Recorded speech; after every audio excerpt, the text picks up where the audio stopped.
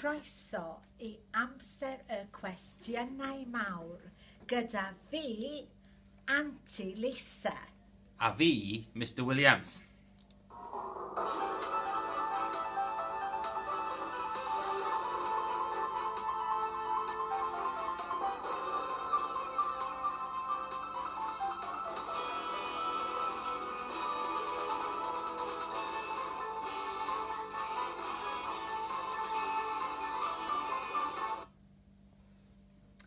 Wel, siwmai ysgol Bro Gwaun a blwyddyn newydd dda.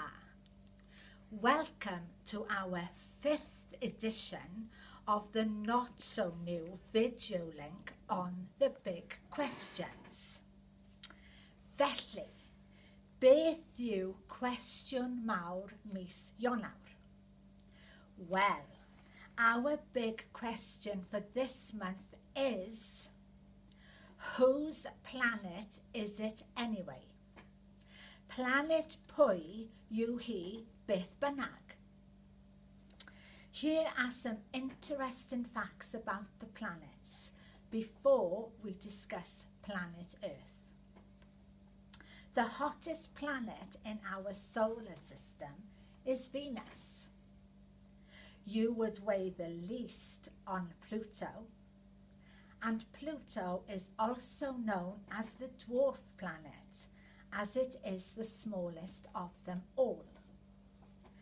Mars has the biggest volcano, and the windiest planet is, no, not Uranus, it is Neptune. Felly, beth sydd gyda chi I ddweud, Mr Williams? Diolch yn fawr, Aunty Lisa. Croeso. Hoffwn ni siarad am effeithiau cynhesu byd eang, the effects of global warming. The signs of global warming are everywhere and are more complex than just climbing temperatures. The planet is warming from North Pole to South Pole, even from North Wales to South Wales. Since 1906, the global average surface temperature has increased by more than 1.6 degrees Fahrenheit, or as all people like me like to say, Aunty Lisa, 0.9 degrees Celsius. It is even more in sensitive polar regions. And the impacts of rising temperatures aren't waiting for some far-flung future. The effects of global warming are apparent right now. The heat is melting glaciers and sea ice, shifting precipitation patterns and setting animals on the move. Many people think of global warming and climate change as very similar, but scientists prefer to use climate change when describing the complex shifts now affecting our planet's weather and climate systems. Climate change encompasses not only rising average temperatures, but also extreme weather events, shifting wildlife populations and habitats, rising seas, and a range of other impacts. All of these changes are emerging as humans continue to add heat-trapping greenhouse gases to the atmosphere. Scientists have already documented these impacts of climate change. Here are a very few, and I'm sure my Year 9 classes would know most of these. Ice is melting worldwide, especially at the Earth's poles. This includes mountain glaciers, ice sheets covering West Antarctica and Greenland, and the Arctic sea ice. In Montana's Glacier National Park, the number of glaciers has declined to fewer from 30 from more than 150 in 1910. Much of this melting ice contributes to sea level rise. Global sea levels are rising at 0.13 inches every year. That's 3.2 millimetres for all people like me, Aunty Lisa. Wow. And the rise is occurring at a faster rate. Rising temperatures are affecting wildlife and their habitats. Vanishing ice has challenged species, such as the Adelie penguin in Antarctica, where some populations on the Western Peninsula have collapsed by 90% or more. As temperatures change, many species are on the move. Some butterflies, foxes, and alpine plants have migrated farther north onto higher, cooler areas. Rain and snowfall has increased across the globe on average, yet some regions are experiencing more severe drought. increasing the risk of wildfires, lost crops and drinking water shortages, as my E11s would know while we were studying California last week. Some species, including mosquitoes, ticks, jellyfish in Welsh is called pysgodyn wibbly wobbly. It is, yes. And crop pests are thriving. Booming populations of bark beetles that feed on spruce and pine trees, for example, have devastated millions of forested acres in the US. Other effects could take place later this century if warming continues. These include sea levels are expecting to rise between 10 and 32 inches. That's 26 and 82 centimetres for all people like me, Auntie Lisa. Of course. Or higher by the end of the century. Hurricanes and other storms are likely to become stronger.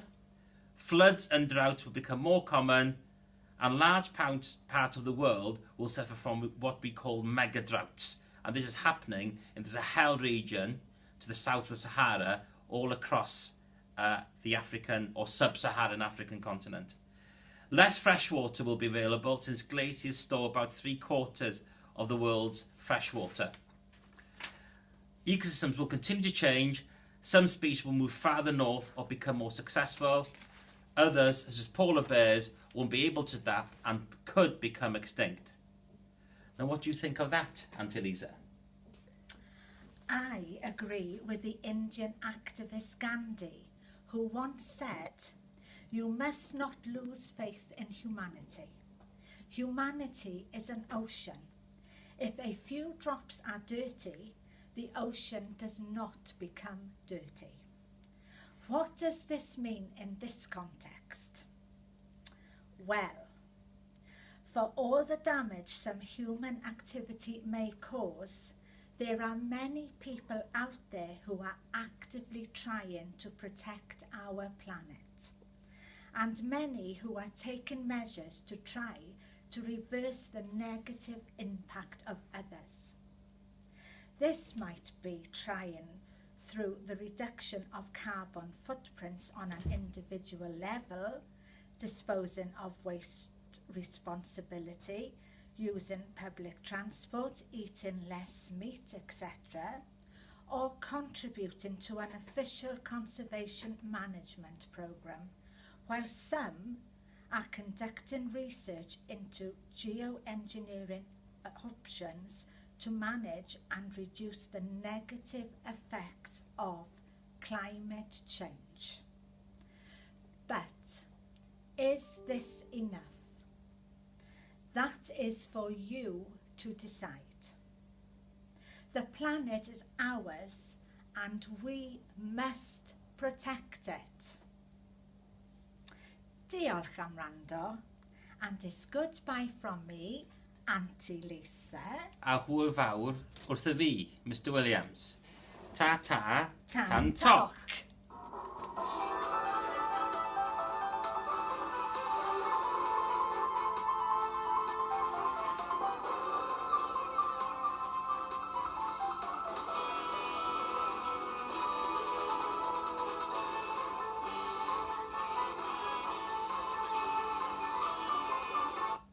Brilliant. That was absolutely actually- That was fantastic. class. Right, you know That what? was a good It's one. got them wibbly wobbly. Yeah. It's actually in the dictionary.